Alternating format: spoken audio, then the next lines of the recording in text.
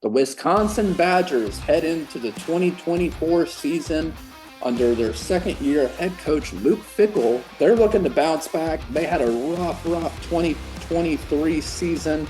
Tanner Mordecai out of Wisconsin heads to the draft, and lo and behold, they bring in Miami transfer Tyler Van Dyke, a very dynamic quarterback that had much success early on at Miami, struggled a little bit towards the end with some injuries.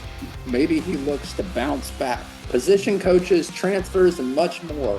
We're heading out to Madison, Wisconsin to give you an inside look on the Wisconsin Badgers heading into the 2024 season. I'm Nathan Johnston here with my co-host Brad Hopkins. It's time to break the huddle. Brad, second year for Luke Fickell.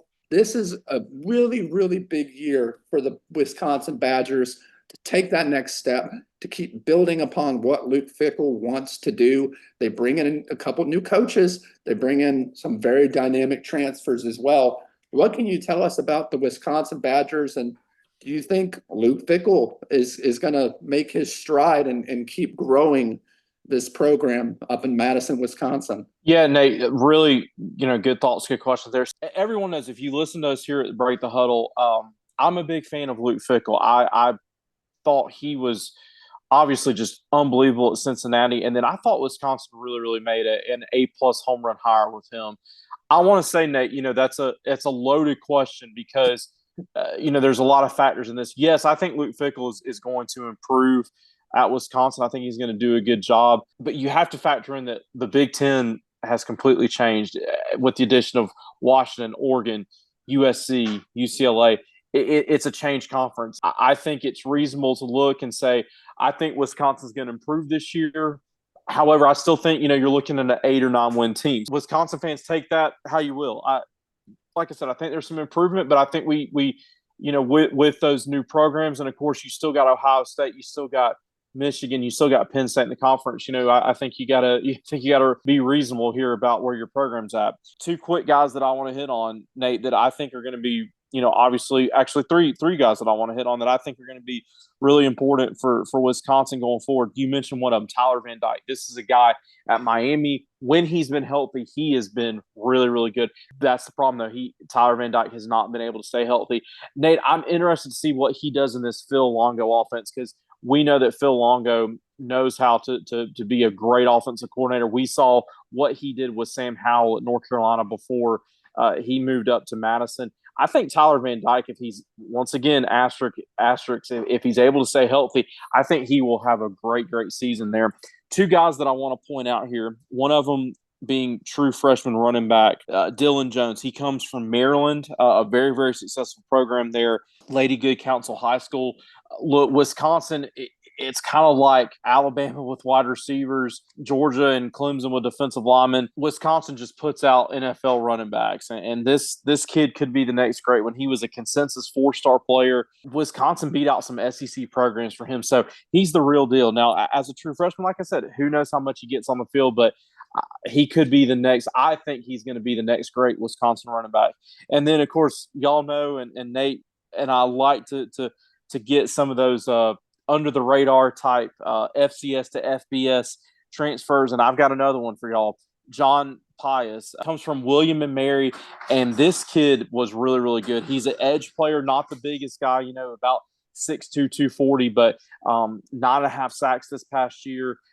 Had a really, really good career there at William and Mary. And we know Luke Fickell's a defensive-minded coach. And look, so much of football today, y'all know this is getting after the quarterback, and this guy knows how to get after the quarterback. So, Nate, I want to end it on this. Looking at the schedule, I think it's a manageable schedule.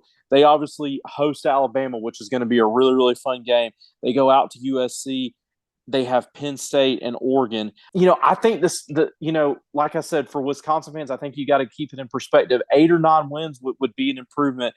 And I think they do. They've got to show some improvement on offense. I think defense, they looked good last year, but Tyler Van Dyke has got to show some improvement, and I think you will see it. But Luke Fickell just needs to continue to get his own guys in there. They need to continue to recruit well on the offensive side of the football, and I think they're going to have something special there in Madison.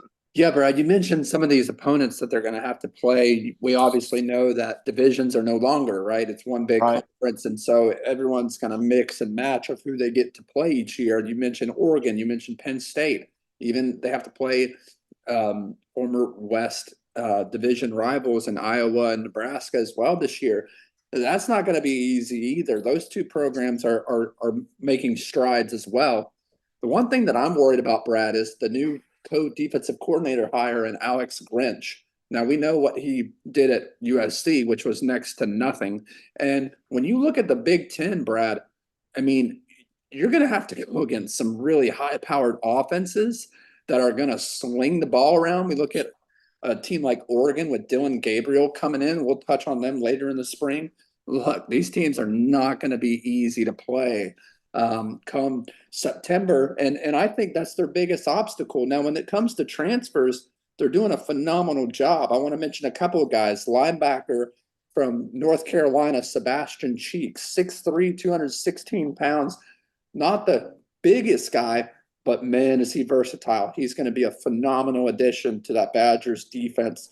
Touched on Tyler Van Dyke. Can he stay healthy at the quarterback position? We're going to find out. Really like what Luke Fickell did going out and grabbing a tight end from LSU and Jackson McGowan. I think I pronounced that right. 6'3", 232.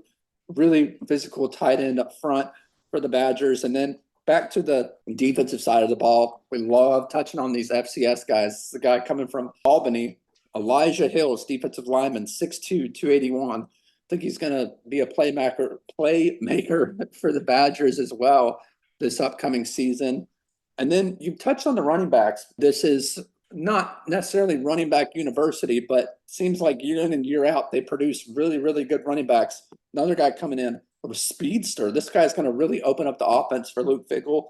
And I hope I pronounced this right. Tawee Walker from Oklahoma, running back, 5'9", 195. This kid's super quick, and I think he's going to do a tremendous job for the Badgers as well. If you're a Badgers fan, comment down below and let us know what you think about your program heading into the 2024 season. If you're just a college football fan in general, let us know as well. What are your thoughts on Luke Fickell? Can Tyler Van Dyke stay healthy?